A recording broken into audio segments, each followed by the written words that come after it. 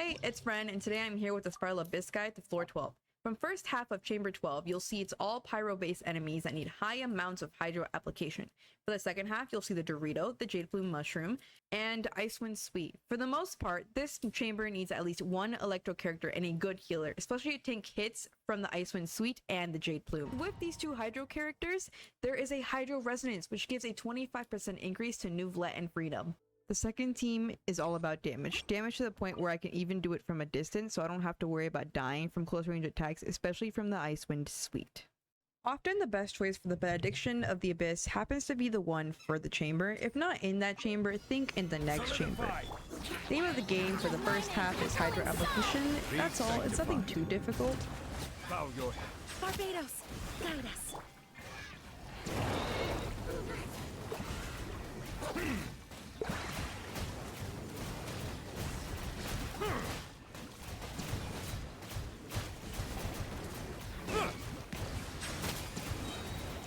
For the next wave of enemies, it's best to spread the Hydro application evenly as to not lose out on damage. Once the Abyss Lector goes through the animation of a shield, then you can hit him again with Hydro. Mighty, be humble. Settle down. For anyone else who's using neuvillete, I would make sure to prioritize having a shield, especially with the Pyro Abyss Lectors, since they do AoE damage at times too. Bow your head. Strike a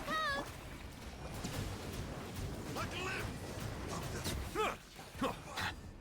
Towards the end of every chamber, I do like to save up my ultimates, so keep that in mind. Everyone hold hands. I see everything. Make yourselves at home. You can see that I do scan around to check where the Dorito is, and that's part of the reason why I love using Nahida when the Dorito is in the Abyss, because Nahida marks the Dorito, and with that I can just easily skip over fighting any of its extra mechanics and go straight to it and do damage. To be honest, in this chamber it's more of a DPS check than anything else. Shine down. The best thing I can offer here is to make sure you manage the amount of energy recharge you have for your characters. Your characters need to have that all every time a window is open for damage. There is no escape. You're going to hear me say that a lot, since in every second half of these chambers, there is a window, an opening for dishing out a lot of damage, and that's kind of what you really need to work on. So yeah, it's all DPS checks. Illusion shattered. Now you shall perish.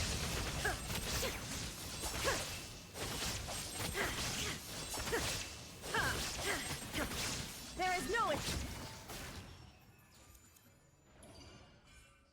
Honestly, if I were to do a rerun of these specific benedictions of the specific floor, then I would totally go for the charged attack and charged normal attack damage increase, mainly because that's what's best suited to my team, which is what you should take into account when you choose your own benedictions of the Abyss.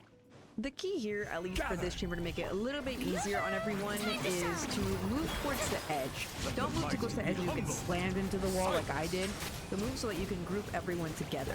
It'll definitely make things easier. In general, be careful with this chamber. This chamber has a lot of enemies that stutter really badly, and they're all really hard hitting. Definitely gonna have to keep that shield up. Solidify. Settle down. Be sanctified.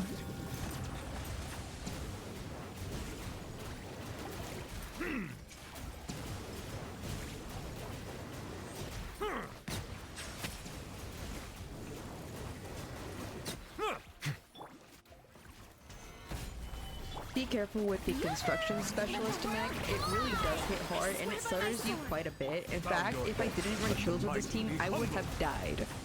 The next best possible choice for you when you're against this construction specialist is to keep your distance and use someone who uses long-range attacks, but in this case, I didn't have that option.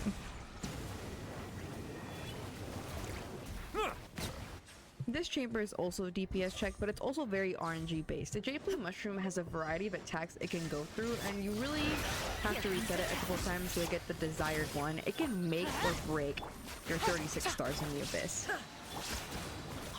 Due to me not taking my own advice when I was doing this Abyss run, I now have to get my ultimates back up so I can do the proper rotation. Off we go. I'm going to be honest, with the J-Plume, you should definitely get familiar with the variety of attacks this guy can hit you with. Because if you're not prepared, those AoE attacks can knock you out with the constant stuttering of your characters. It's happened to me before, keep that in mind. Busted. Committed to memory. This played hurt a little.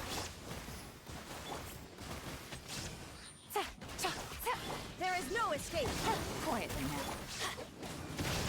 Let's light it up. Off we go. I'm going in. Adventure. The J-Plume's thrashing and its many attacks are very damage heavy, and that's why you really do need a good healer. Had it not been for my Bennett, my raiden would have died.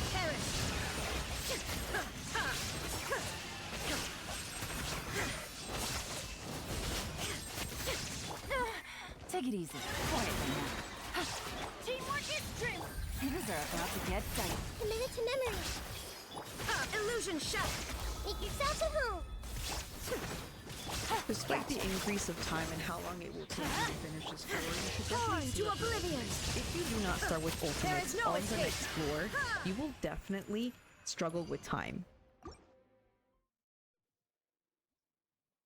For the first half, it's similar to the last chamber we had, in which you'll definitely want to go towards the edge so you can get into those Stabilize. pyro gunslingers as soon as possible. The quicker you knock them out, the better it is. With the added bonus of going after the gunslingers first, you'll notice that the two swordsmen come dashing forward at you, making the grouping of these enemies significantly easier. Solidify. Settle down. Just note that with the two swordsmen, you want to knock them both out at the same time, so make sure you're spreading the damage between them both evenly, because if you don't, one of them will regen their health, and it'll be much more time consuming to defeat them that way. Strike a puck. Bow your head. With the Abyss Lectors, there's not much to say here, just apply Hydro as evenly as possible, and once one hits the animation with your shield, switch to the other one, and keep switching until they're both dead.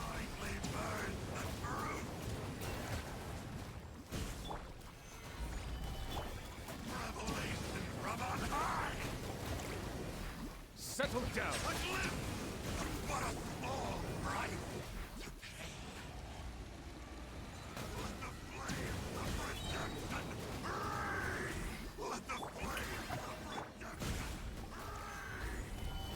The tides beckon. Bow your head. Let lightning echo in song.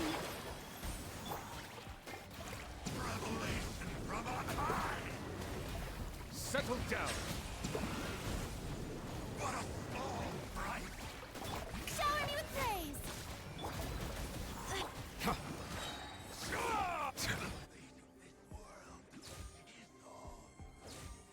On the second half of Chamber 3, you really do have to watch out for your character's health. Stand back. This Icewind Sweep destroys health, and very quickly too, so keep that in mind, watch out for the Symbol health, of wisdom. and make sure that your healer is loaded with There is healing. no escape. Oh, and make sure to avoid those little swell things, so you can keep your character stuck there taking continuous damage, and to be honest, it is very difficult to get out of, and I died quite a bit from it. Inazuma shines eternal.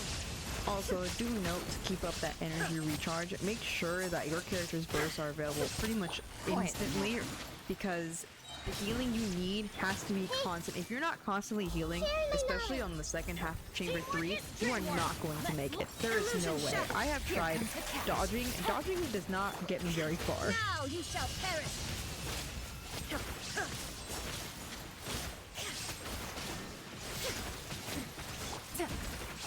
Busted.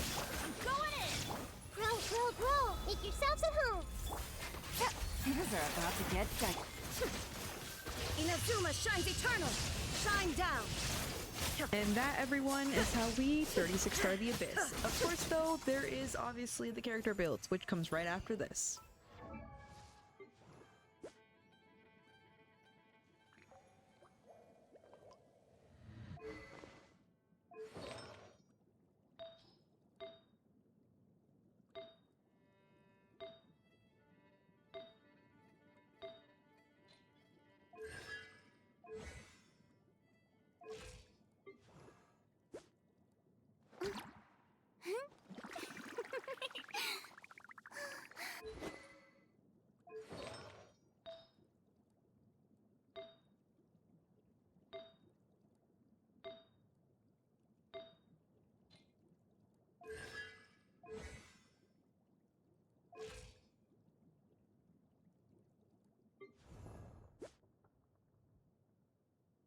Osmanthus wine tastes the same as I remember.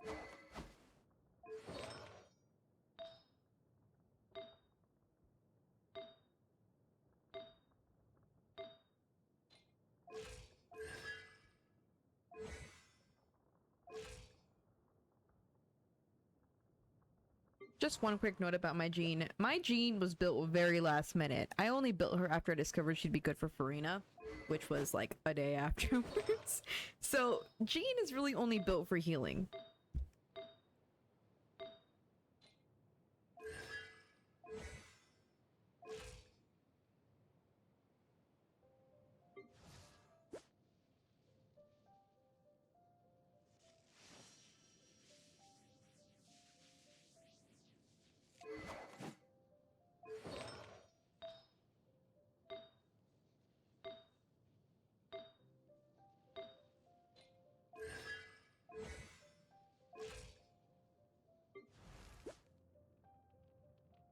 Oh, ow! Where did that come from?